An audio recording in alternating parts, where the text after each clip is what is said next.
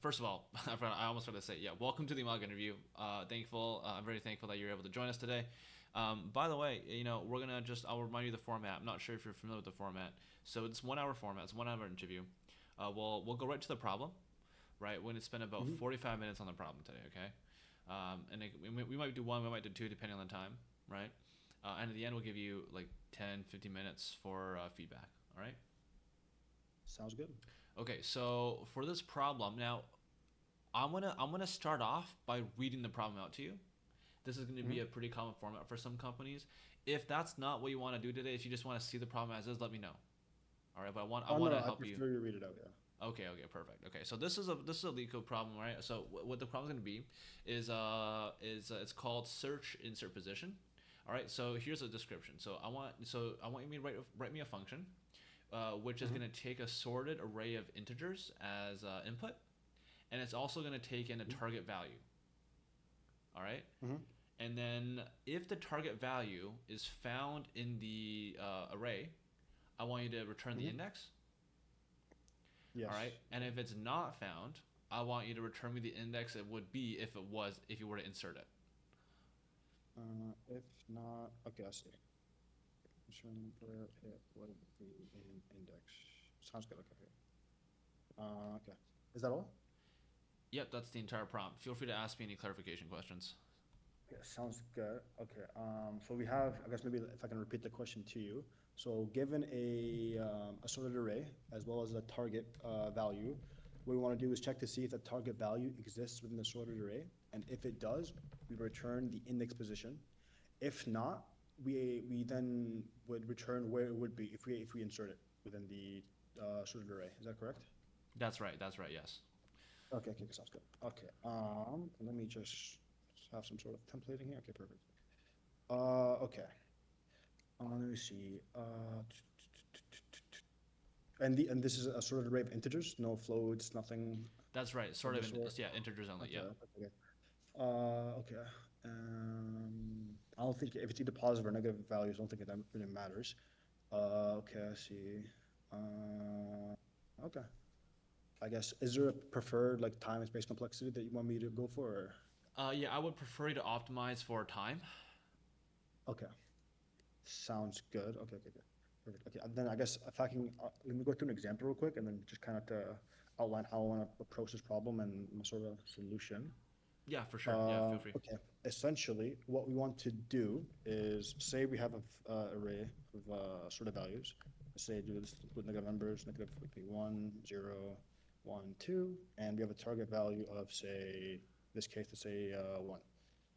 So in like this case, we'll succeed in that we will actually return an index, and then let me just have a separate example for later where we don't where the value actually doesn't exist within the array, and then so we cover our two main cases, right?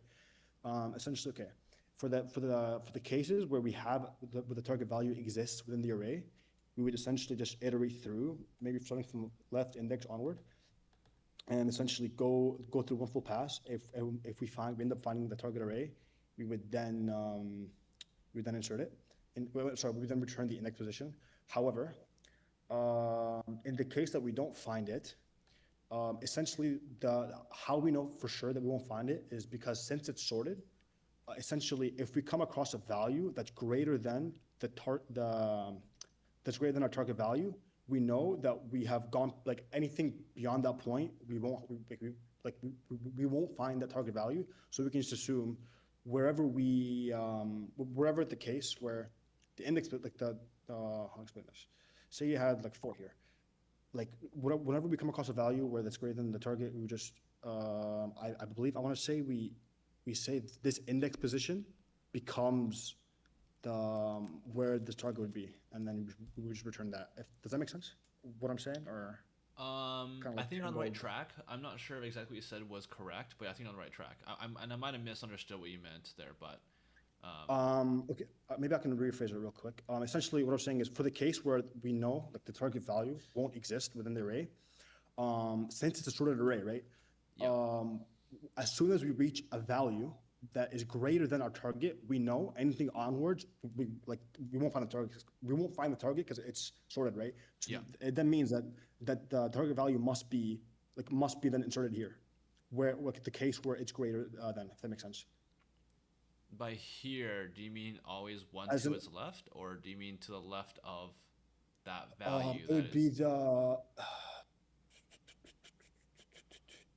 would be on the value, I want to say, It would be on the value. because yeah, it'd be on the value because to the left we would then hold on. Let me just think about this.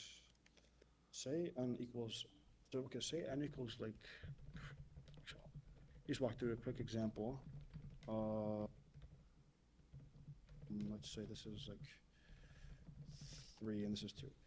So we go through here, it's perfect. We would then we come across the condition where this is less than this and 2 doesn't exist here. And so we would insert in this position, which would be on the value, right? And then this we could shift it over 1 to the right. So it'd be, Hmm. yeah, it would be on the value. Okay. Yeah, I think you're correct on that. Okay, okay, okay. I guess, and then I'll just implement that. In this case, this would be, sorry, this would be O of n, because we're going through one full pass, space, and then O of, sorry, O of n time, and then constant space, because we would only, but we're not really adding on, like, we're just returning the index position, right? So we're not really doing anything else besides that. Okay, yeah, so we can just take in, I guess, an array, target, say, target, and then we would do for I in range. Since we're working with indexes, we want to actually iterate over the index positions of the array rather than the array elements themselves. And so, but also, am I speaking too quick? One of the main things is that like, I can't talk really fast, which is why I'm talking. No, I think you're fine. I think you're fine. Okay, perfect. So if array is, I guess in this case, position is equal to target, we'll just return the I. This is a little funky. I don't know. Okay, this is off. It's kind of, okay, I'm gonna just, yeah, okay. Oh, I see why. Okay, there we go. LF, LF target of I, sorry, oh my bad. If it's greater than, actually, yeah, okay. Return I. I think this should work, right? Because if this doesn't trigger, then this will just trigger. I'll need an else here, but it's just for make it look cohesive. And then yeah, this should work. I guess maybe I should run it a few test cases. Um, print, I guess func. Maybe do. Let's just run this case up. Let's just run both these cases. Boom, and then do one here. Why am I wait? Why is this erroring out? Okay. And then run this case. Bam, bam. Okay. This would be 0, 1, 2. Yep. 0, 1, 2, 3. It should be 3. Yeah, okay, that's good. Okay, yeah, I think this is all of it. Yeah, so and then this would be the O of n time, and then O of 1 space, or constant space. Okay, cool. Um, can we do better time? Can we do better time? Yes, we can actually. This can be constant time. We can do that instead is, actually, wait, no, wait, hold on. I got too excited. Wait, can we do better time? No, because you have to find, yeah, you have to iterate through the array to figure out where its target exists, right? And then also it's also returned the index position, so you can't do better than O of n, unless maybe, oh, I guess no, you can do better if you do because if you do like a binary search Mm-hmm. where you essentially I'm just gonna just comment this out. You do binary search and split on the half. This is I haven't done this since my exam. Okay. If you have like a low, I think it's low, high, mid values. Oops. Where low would be equal to, or the left, right, doesn't, I guess low would equal, is equal to the 0, high would be equal to of the array. I guess essentially what I'm trying to say is here, since it's sorted, we're able to do binary search. And essentially, what the whole, I guess maybe if I can take this example here, just look it out and say target is, yeah, it's target 4. What we do here in this case is we look at the middle of the array. If the value is either, if the target value is greater than, then, and this value is less than, sorry, if the target value is greater than the middle point, then we know for sure that the target value won't be to the left of this array, it must be to the right. So then we shift our focus into the right, and then search through here. And likewise, if it's less than, then we know it won't be to the right of the array, and we shift our focus to the left. And so this reduces our time complexity from O of n to log n, as the search space like halves over time. Yeah, this is mainly doable because the fact that it's sorted. And so, I guess, yeah. Would you want me to implement the Yeah, go ahead and implement that. like this? Okay, yeah. If low is less than, while low, I want to say, dude, I haven't done this in a minute. Ooh, okay. Mid is equal to low plus 5, 2, so we just do floor division. If mid, and then so mid are going to be like our next value essentially. Oops. If the mid value, I guess, okay, this is interesting, because this will help us, like, we will find either, like, this case will help us find if the target exists. However, now I'm thinking, what do you do about, like, where it would belong? Like, how do you keep track of that? Like say you don't find it, how do you figure out where it should be placed instead?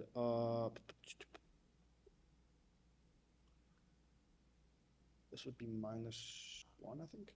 Okay, let me just go through an example in my head real quick.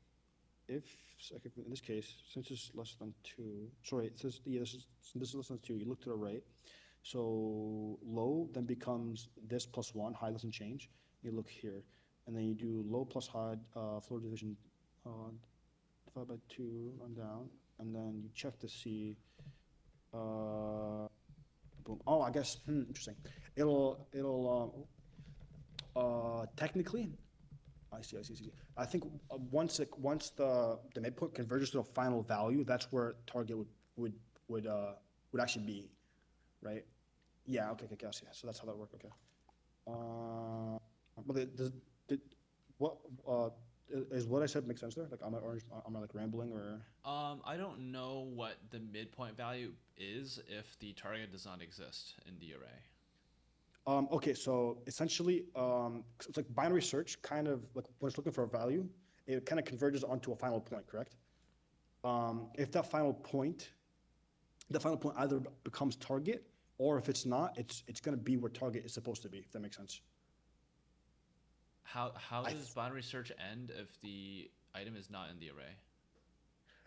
It'll always just it's either less than or greater than. So if it's less than, then you look to the left side. If it's greater than, look to the right side. But at some point, you're gonna have an array of length 1, and like your search space will be of length 1, and that'll either be the target, or that'll be where the target is gonna be within the array. If that makes sense. Okay, you can go ahead and implement that. Okay. If array mid is equal to, dude, why am I blanking right now? Sorry, it's like 8 p.m. at East Coast. I'm dying. Okay, yeah, if array is equal to target, let's return.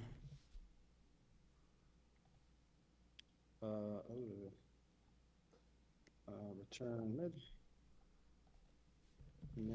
and then elif. So if it's okay, elif. Okay, this is gonna look a little fugly. I'll just do it this way. Whatever. Okay, if this value is actually, you know what, elif length, let's say, like, and then, so this case will cover if it's found. If, and then this second elif statement is gonna cover if it's not found and we have an array of length of one, that means there's no more space, there's no more part of the array we can search, therefore, like, it's gonna, the target is gonna be here instead. Like the target won't be found, and instead it'll be sort of within this position of the array. So, and that case, you come to that case if, won't be the length necessarily. It would be if L plus H, let me think about this. Uh, I want to say it's the difference between these two values is equal to one, then, uh,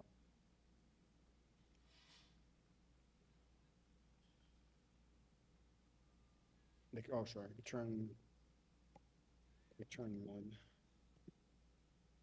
Because then mid is like our index position. Um, and then, yeah.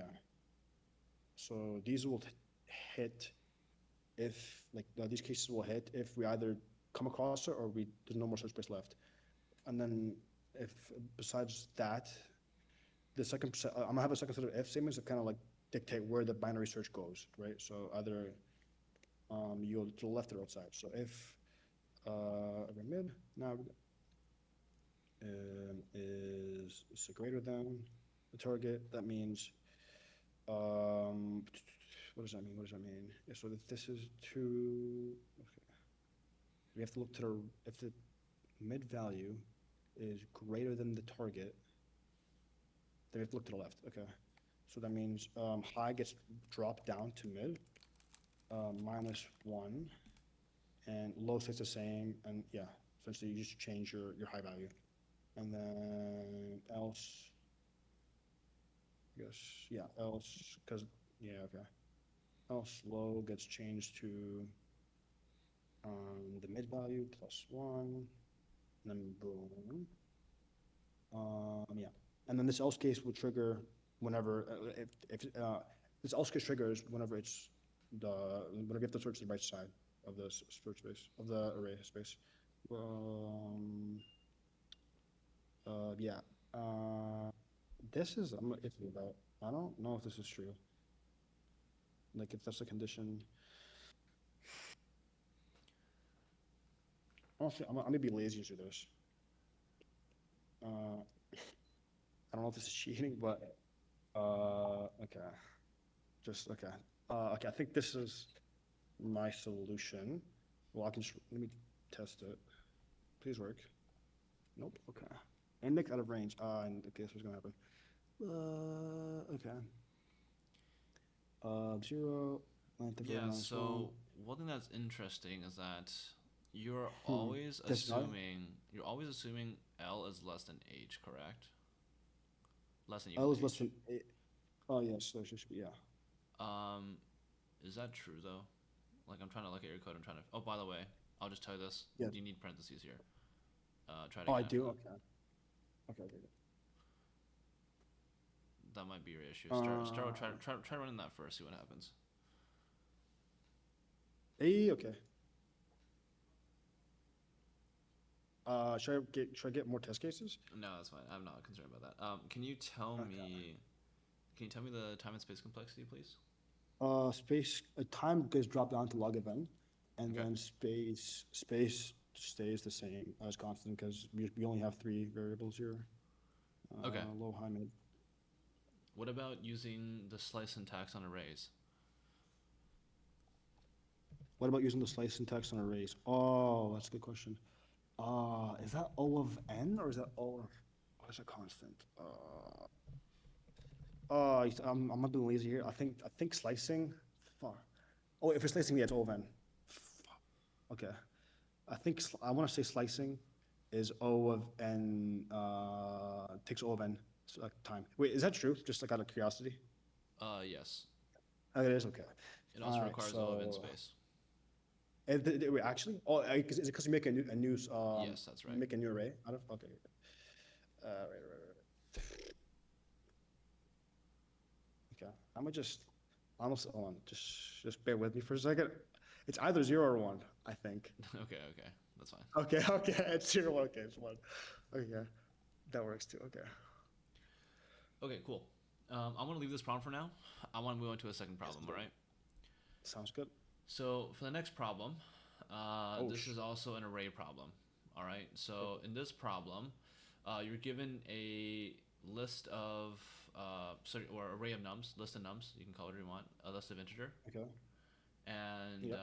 one of them appears the majority of the time. That is more than half Okay. the time. Okay. Okay. And I want you to return the majority element.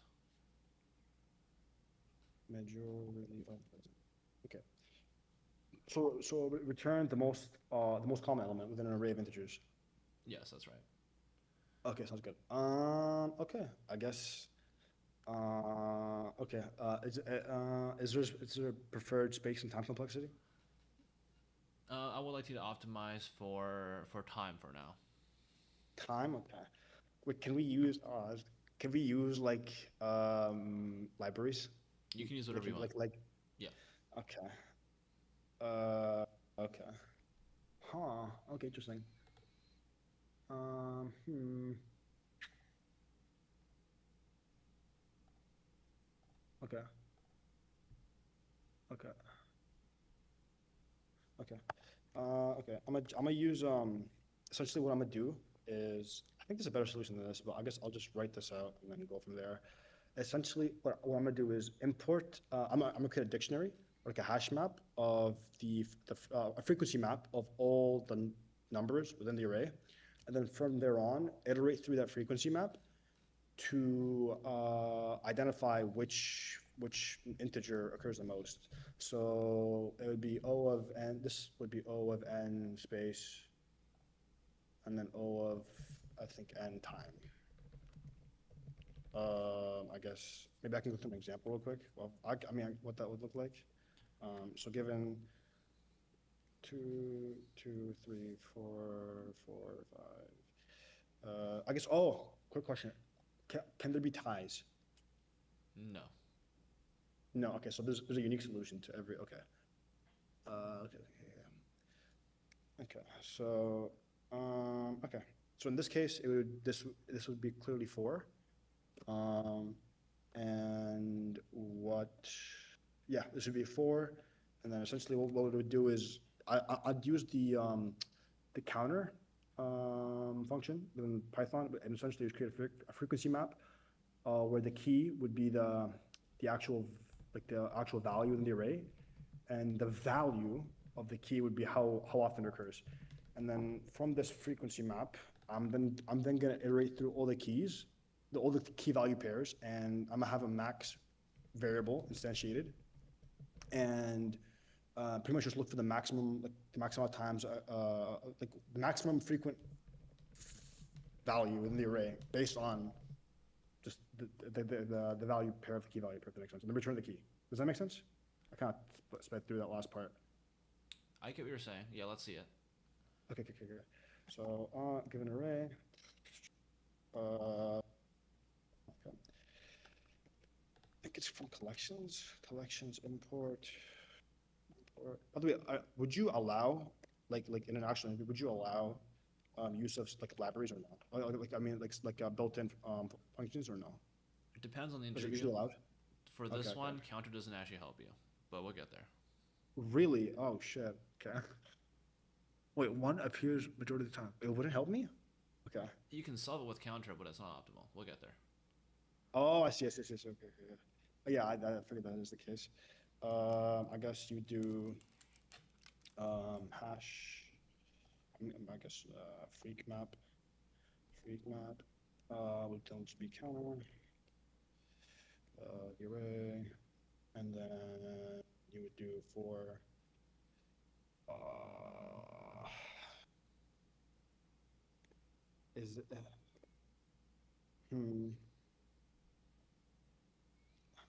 I want to say there's a way. I'm blanking right now. There's a way to iterate through key value, like to detuple it, to Yeah. decouple it, where you get the key value per. Do you know the syntax, just by chance? Yeah, it's just frequency map dot items. Okay, okay, okay, yeah, okay, thank you. Oh, I see, yeah, and there's, okay, okay, perfect, okay. And then, yeah, then you probably, yeah, you know what I'm gonna do here from now on. And then, yeah, max value, so max, um, is val. And then I guess, what would you call this? I don't know, like most frequent, no?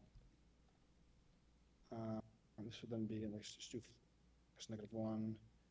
This would then just be float. So have like the placeholder value of so, and then bada bing, bada boom, and then yeah. Um. Uh.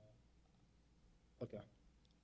You would do if max of these two values, so of this and the value doesn't equal max val, then you would update this value to key, and then you would then update.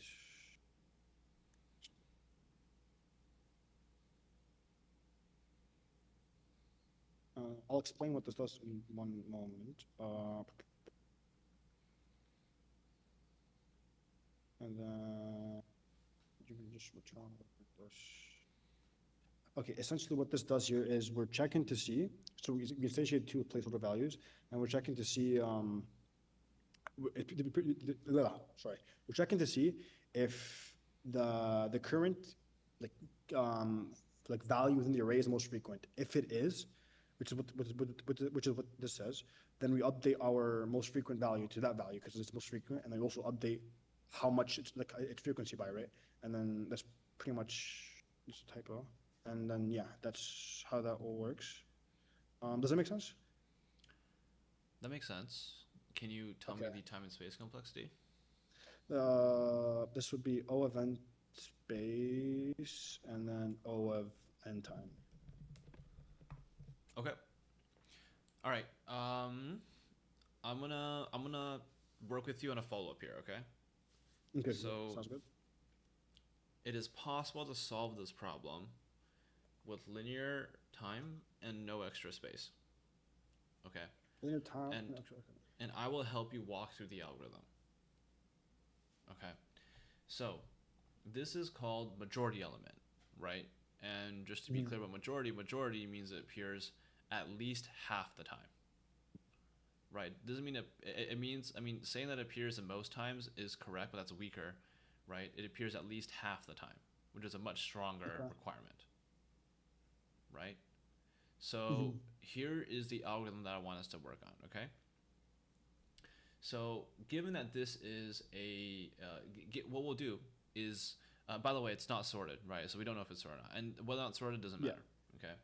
So we're gonna track two items as we iterate through the array, okay?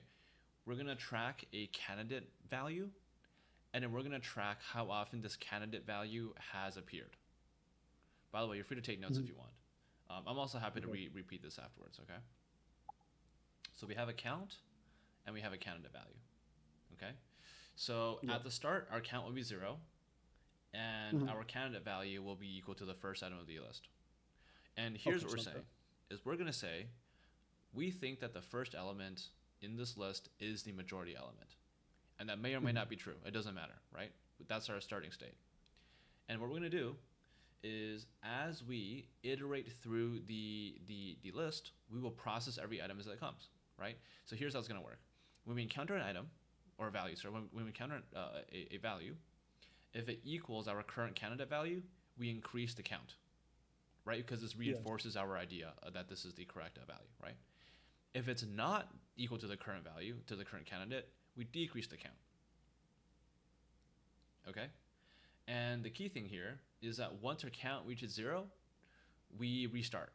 In other words, we restart as in like the count goes to 0, we set our candidate value to the next to the next value, right? So for example, Oh, okay, okay, okay, okay. okay. So what does that make sense? Okay, and then just to kind of Yeah, just yeah, to yeah. finish the algorithm off. Okay, so whatever item is our candidate item after iterating through the entire array is our answer. Sounds good. Okay. Yeah, okay, I see. There was, I had this in my head, but the base case that I was worried about is, say you come across, for instance, like over here, I actually kind of fixed it up. Say you do that value, you do the algorithm, and however, you didn't do the part where you decrement if you don't come across it. My issue is if you say, for example, so you start off at one, and your candidate value is one, your frequency is one, but then you start off at two. Then you go over, you see two. So what you do is you reset the candidate value to two, but then the frequency will also, sorry, yeah, the candidate value would be two, frequency would be one. However, if you came across one again, how do you know to go back to look, your two variables don't have they don't know that one existed before then, right? So that was my issue, and that's why okay, I see. But then if you decrement, okay, Yeah. oh, So okay, another way to okay, think about this is essentially we assume that we don't need to assume. We know that the majority element can it's at least half. cancel out every Is other it? element and still have at least one left. It can cancel So out. right, so you could if you when you're at this point, let's say for example, we have a list like this, right? We don't know what's going on over here, right? We have Yeah. one and two, right? Hmm. The thing about one and two is that first of all, if neither of them end up being the majority element, these two don't matter anyways, right? The answer is the same. If we had the rest If of the neither of array them, versus if okay. these existed, if neither of them were the majority element, right? If Like the, let's say we had, for yeah, okay, example, yes, I see that. Yeah, we had a bunch of threes here, right? yeah, yeah, yeah. Right. In this case, it doesn't matter if there's one, two, or these two didn't exist at the start. Like they're irrelevant, Hmm. right? And if one or two was a majority element, they would just cancel each other out, right? Let's say one is a majority element. Hmm. So what we say is the majority. So let's say we have let x equals this, right? So majority of x equals one, but majority of x from two onward is still equal one. Do you see what I mean? Like if you get rid of the first two elements, it doesn't matter. The answer is the same. And the reason is simply because the majority element will always have enough elements to cancel everybody else out. That's the Because that's definition at of least majority. half, right? Yeah. Yes, it's going to be at least half, Okay, okay, okay, okay, right? okay. I see. So at this point, we don't actually know if the majority is one or two, right? But we don't Hmm. care because if it was one or if it was two, it doesn't matter if we get rid of both of them. That's essentially what resetting or decrementing the count does. Okay, I see. And then that solves the problem of you don't have to you don't care about what happened before, then, right? Yeah. Okay. Yes, like in other words, if you pretended the array started here, right? I know this is not Yeah. correct syntax, but if you imagine the array started here again, right? Yeah. You Yeah, don't yeah, actually yeah. care what happened before this. Like this is No, you irrelevant, don't. Yeah. right? So basically, Okay. this is what. And but over here, your count is back to zero. This is what we're saying is we're starting anew. We're starting fresh again I see. because the previous history doesn't matter. So essentially, whenever your count equal to zero, you essentially just set the next candidate to be whatever the next value is. You set the next candidate. Yeah, and then you would decrement. Yeah, yeah. Sorry, if once it's zero, then you start anew, and then Yeah, yeah, when it's okay, zero, okay. you just start anew. You say, all right, I assume Y is a candidate. Let's move forward. Yeah, yeah, because at that point it's zero, right? So there's no, yeah, okay. Yeah, at that You point don't it's care about zero. what happened before. Well, at this point Okay. it's zero, but when you set Y to be the candidate, Y count will equal one, right? Because we have one Y. But yes, when Okay. it's when your count reaches zero, that's when you know you need to restart the algorithm with the next element. Hmm. Okay. So yeah. Okay. I see. That makes sense. Wait, would you want me to code it up now? I mean, there's Yes. not much to it. I don't think it's just you still have the for loop. Uh, for I guess it doesn't matter. Not press array class, and then you'd have candidate value. Actually, no, this doesn't matter. Uh, uh, sorry, this is a little too clean. Um, there we go. And then would be array, the first value, and then your, I guess, freak is equal to one, and then now we just check to see whether if the if it is the value. So if the candidate value is found again, oh sorry, if So do array I is equal to the candidate value, then you increment the counter, which essentially like is a frequency, by one. Um, if it doesn't, I'm sorry, if they're not equal, then you decrement by one, and then I guess as well, it's a little ugly, but I guess a second like if trigger. If then you after decrementing, the counter becomes zero, then you say the candidate value then becomes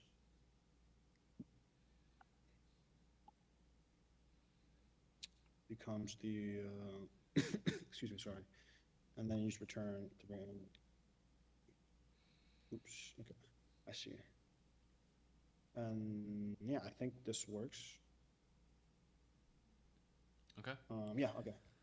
And now can you tell me the time and space? The space, times unchanged space becomes constant because we only have two variables. Okay. Yeah, that sounds good. Okay.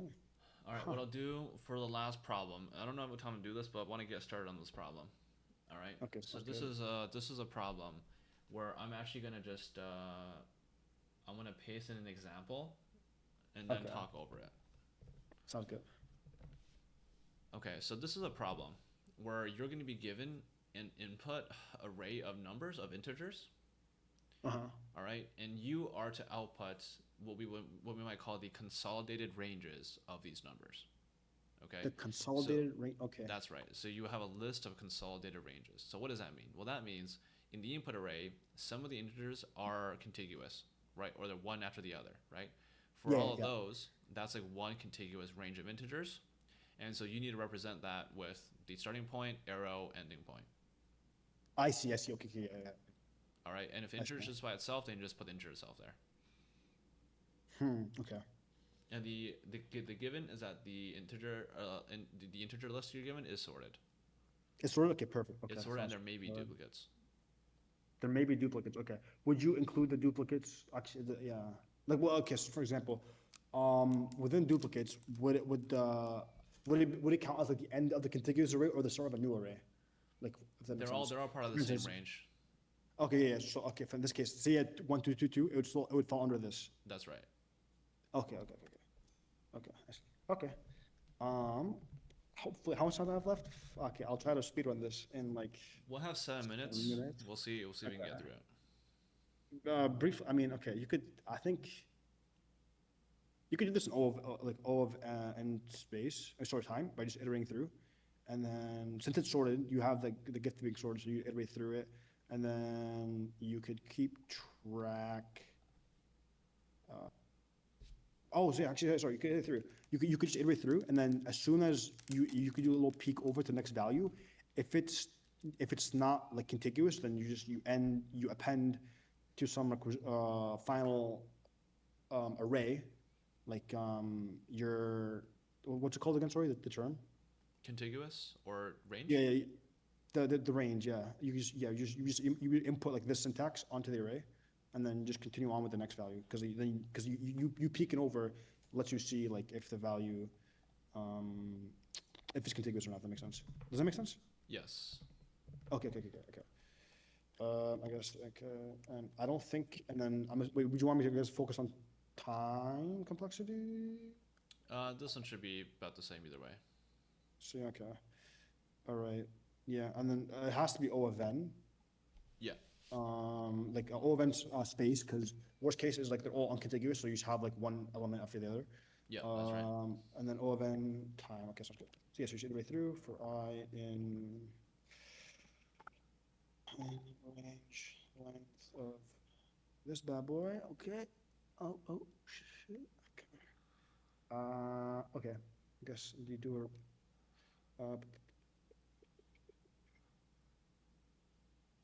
Again, and you also have to keep track of the start point. So you could say like start would equal, I guess, like nums of zero in this case. Ooh, I don't know why I said there. Nums of 0, and then you also have an end value that then keeps track of like the endpoint of the contiguous array. Let's just have like a temporary value of like float negative.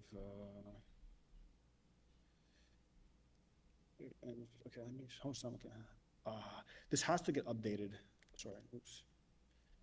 This has to get updated based on the thing. Let me just, actually, no. This also can just be. This can also just be the same thing. Like these can also equal. As of right now, because you like this is a case, so this is valid technically speaking. And then you just do start off here, and then you'd have a base case here saying like if the array is one, just so that this doesn't crash, you just return like the thing. I guess is it okay if I ignore that, like the base case of length nums That's of fine. one? Yeah. Okay, okay, okay. Okay. If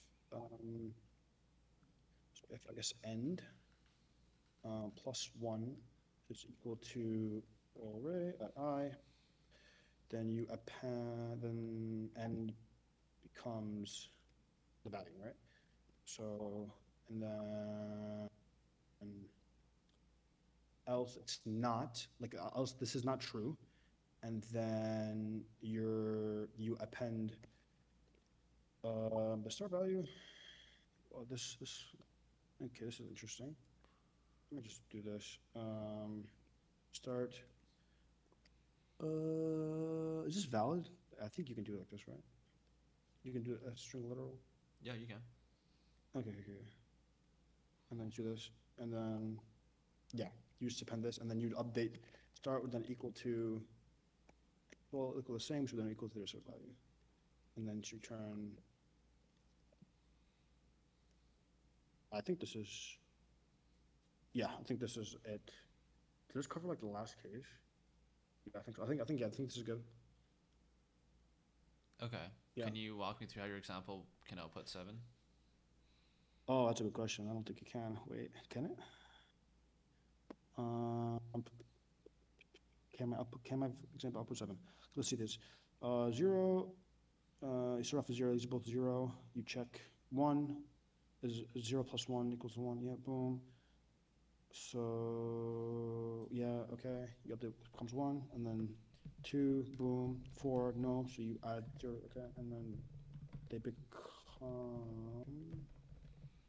yeah, okay, and then 5. Now you check. Now you start off with 4. Is 4 plus 1 5? Yes, it is. So then n becomes 5. You don't update start, and then 7 isn't the case. You don't cover 7 there. Okay. Okay, I see. Okay, I see. Yeah. And then you just do like, you just do if if I is equal, if I plus 1 is equal to array. This is like edge case. Then I want to say.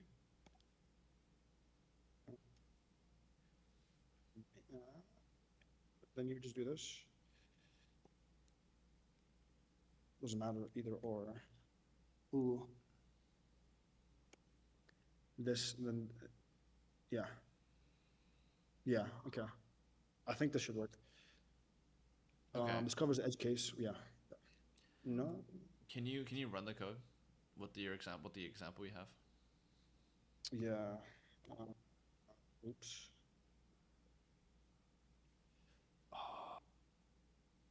Okay.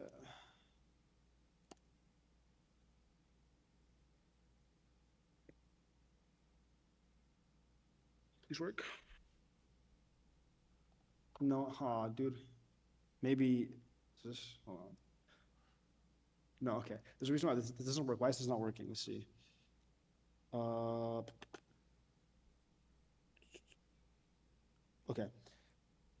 You have 5. 5 plus your end value is gonna be 5 here, and then you're at 7. 5 plus 1 doesn't equal 7, so this doesn't get run. I see. This is too. Yeah, this is too strict. Like if this isn't true, then this holds, which isn't true. Uh, hmm. This might work if you hold this first and you have this check happen. No.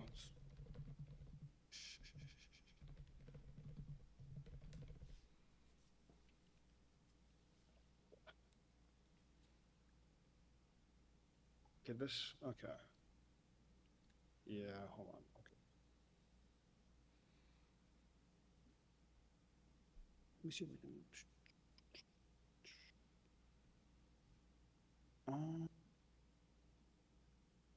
okay, does this run except for the last one? Okay, last one here. No, this fails here. Why is it not, why is it doing this? This doesn't make sense. One thing you have to keep in Okay. mind is that your else will always run. This trigger, yeah, I gotta, this is, okay. Hmm.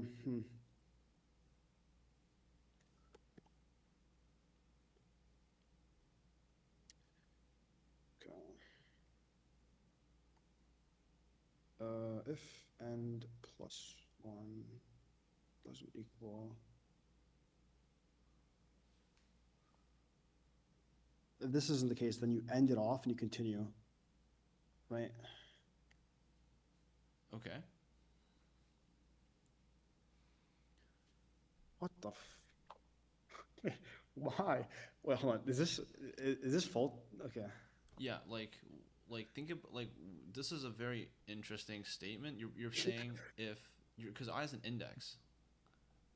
Oh my God, I'm so sorry. I thought this was one. I'm actually hallucinating. I thought that was one. My bad. Okay, but okay, this holds, but we're getting dupes here. Okay, Why? you seem to only have single value ranges now. Oh, okay. Start end. Okay, okay. Because end always updates, right? Start only updates whenever it's not contiguous anymore, and it becomes the this array. This looks like it makes sense, right? And becomes and becomes this value, and then Yeah, like this part is correct. Um, One thing they got to keep in mind though is that like one thing I gotta keep in mind is that you have like three statements and you're checking them all. No, you're checking all three statements no matter what.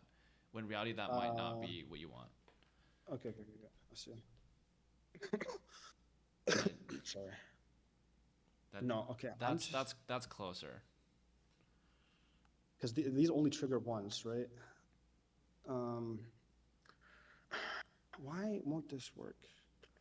A better way to think about this is Hmm. actually to expand this statement conditionally.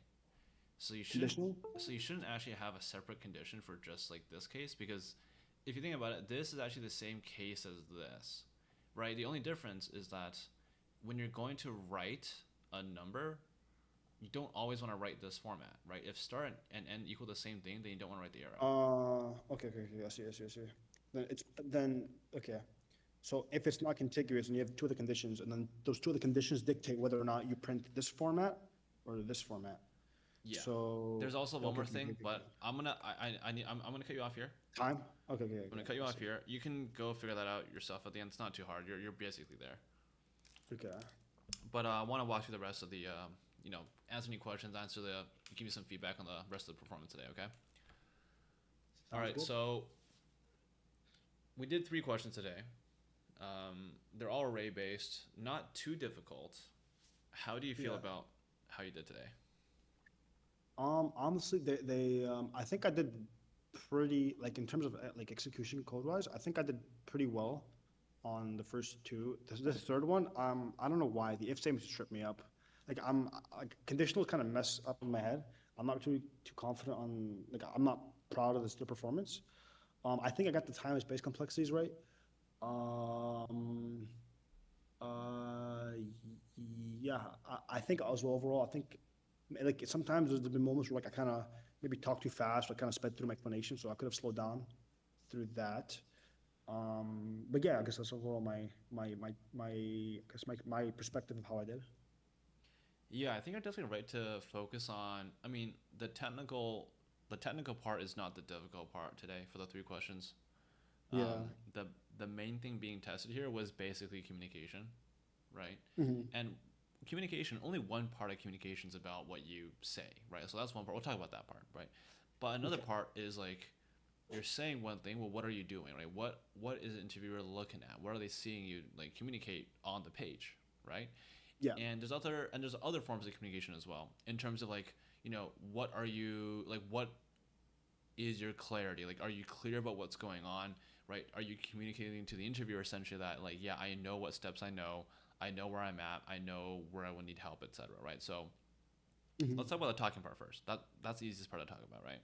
um, there were times where you're talking quite fast, but talking Okay. fast actually isn't an issue. It's only an issue when you talk fast about things that the interviewer does not expect, right? And then it's a problem because the interviewer is expecting you to say or do one thing and you're saying or doing another thing very quickly. Okay? Yeah. So Okay. there were a couple examples of that today where, for example, you were able to, for example, come up with the correct algorithm. That was very good. You're coding quite quickly, right? But at some point, you kind of get derailed. Yeah. You get a bit derailed, and it's unclear to the interviewer. Oh shoot, does this person realize where they are? Do they realize that this is a bug? Do they know what's going on here, right? So that's an Hmm. aspect. Is what you're doing a surprise to the interviewer? And if you're thinking about it from your perspective as a candidate, right, you should be making sure that you're always aligned. Like, hey, I'm about to do this thing. Here's how I'm going to approach it. Here's what's going to happen. And then you go do it, right? And that does two things, Yeah. by the way. The first thing it does is it sets expectations. And the second thing it does is that when you deviate from the expectations, the interviewer knows that you fucked up, right? Here's the Hmm. thing, the interviewer will know you fucked up regardless of what you say. Like, they know the problem, Okay. right? So the difference is that, oh, they know that you did not intend to do that. They can choose to step in and direct you, right? Now, they might not, right? But at least if they know, they have the opportunity to do so. So Hmm. establish that expectation at the start, go from there. And by the way, it's going to depend on the problem, right? Some problems you'll be quite clear about how you want to implement these, right? For example, like what we did today, you were able to think of the algorithm pretty quickly, like what you want to do, right? Yeah. Other problems, you won't really know what the algorithm is. You might need to spend a bit more time exploring, drawing things out, sketching it out, etc. So for those Hmm. cases, you might set the expectation that at the start, you're actually going to be spending time thinking about this or this approach or running through this or the other example, right? But it's just Hmm. important to set the expectation on what you want to do. And then that makes it like that is essentially a way to prevent fast talking from derailing the rest of the experience. So keep that in mind. It's not just about talking, it's about the entire like package. Yeah. Now, about the talking itself as well, this is another comment I had is if you like you should better understand why you're talking quickly, right? Like for example, oftentimes people talk quickly because they're nervous. And if that's a thing for you, figure out, hey, why am I nervous? How do I become less nervous? Is it practice? Is it the problem? Like, what is it about it, right? Like, Hmm. having mitigations in place is really helpful for short term performance, but actually addressing the root cause is much more effective in terms of like your time and effort in the long term. So figure that out. See what that might be. It might be practice on the technical portion. It might be practice on the soft skills portion. If it's about talking in general, you could also practice that skill via behavioral interviews, right? So practice the behavioral aspect. That's oftentimes a very good way to practice, like pacing and talking and cadence. Hmm. And then if you find that it's because you're lacking technical backing, technical skill, then I think it's just a matter of continuing to grind Leetcode. So that's kind of your two main practice paths, in a sense. Okay. Okay. Okay, so that's Thank about you. the talking. Any questions about the kind of communication aspect so far? I guess one overall, how was, because I think another issue is too, and you kind of briefly mentioned it, is like my cadence, and just sometimes I like speak over like very quickly, like some of the most important parts. Like I guess overall, how was that for me? I would say there's kind of two things there as well. So the first thing is, I mean, the problems today they weren't the most complicated. So Mhm. specifically the complicated parts, there weren't really any complicated parts, right? So that's going to depend. Maybe you'll get a better signal if you practice some more difficult questions. So you can come back to that. Now, in Yeah. general, there were definitely times where for example, like these problems are pretty straightforward. I know all four solutions or whatnot, whatever they are, right? So I'd say, okay, which one are you gonna pick, etc., right? But I think it's still helpful for you to slow down in the future, right? Like I understood what you meant, but Yeah. there definitely are going to be interviewers, maybe like newer ones or ones who maybe don't speak English as their first language, where that would have been too quickly. Now, that's not inherently a problem because interviewers who are good will actually ask you to repeat yourselves for things that are important. Um, but it does also help to develop the reputation during your interview that whenever you talk, it is something important. And that's something you can always work on, right? Like, don't say things that are going to be useless. Only say things that you either have confidence in or make it clear that you're currently thinking through approach or a problem. Okay, okay. All right. Okay, yeah. Okay. Anything else about communications? No, I think that was like my main thing. Okay. In that case, I'll just quickly say about the rest of the questions. Um, let's take a look. So I think it's good to ask to focus on time or space.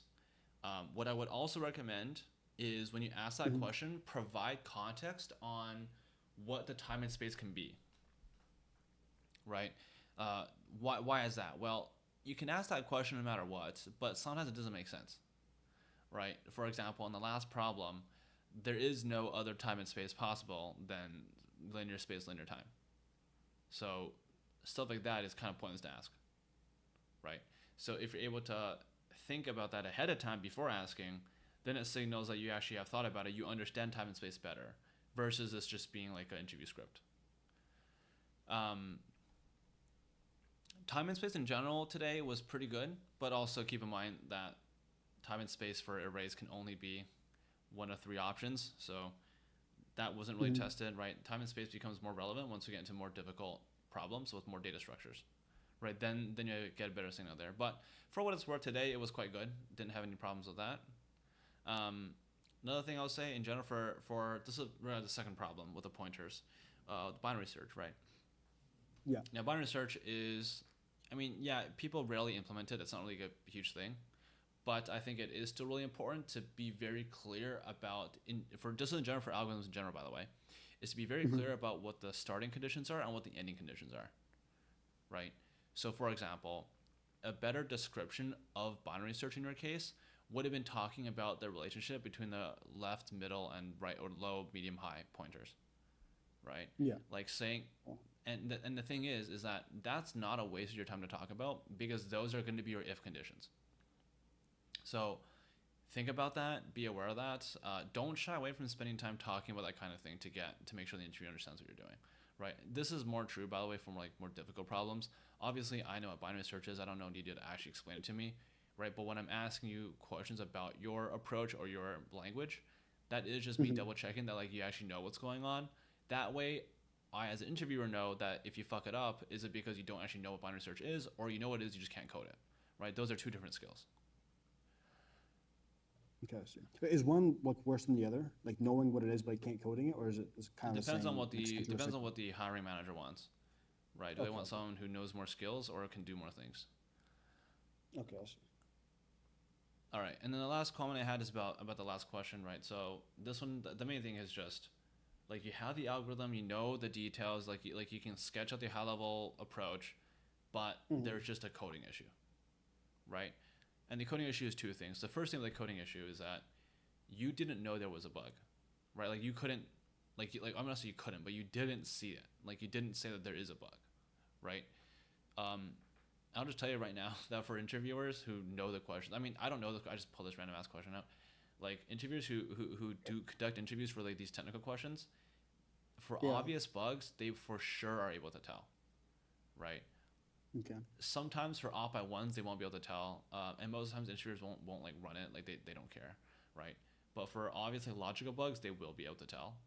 And so if Hmm. you are able to determine that you have a bug, even if you're out of time, you should say that yes, there's a bug here. Here's how you can reproduce it. Here's the situation. Better yet, here's how I would fix it. Right? Like that's something which I would definitely say. And then the second thing is, um, you knew the bug, you knew how to reproduce it, and it was still a bit of a Hmm. struggle to kind of get to a place where you can fix it, that's Yeah. more indicative of like just lack of experience with the actual code, right? So that's when you want to practice, just practice going through code, writing these kind of functions, because like one thing I think you're very good at doing is you can find the approach, but it's a different skill to code the approach, right? A different skill entirely. So two separate skills. Make sure you practice both evenly. Okay, that's kind Okay. of all the feedback I had. I'll send you the notes later. But anything else you want to ask? Um, I guess actually one last thing that's kind of separate about the like just overall like mock interview thing. Are you still gonna be running these after a while, or is it kind of like a different setup now? I haven't really Because I figured remember you out. mentioned the Discord. Okay. Yeah, So yeah, I go ahead. haven't really figured out what I'm gonna do with this. I'm probably not gonna take too many more active mock interviews, but I likely will. I mean, I'm still active in the servers, and I think if there's demand for it, I'll do it on like an ad hoc basis. I just don't like the Okay. public sign up forms. I think the ghost rate is too high for me to tolerate. Okay, okay, that's fair. Okay, yeah, I think that's all for me. Okay, well, that's all for me as well then. Thanks for coming out, and hope you had a good Th- experience. Take care. Thank you for having me. You too.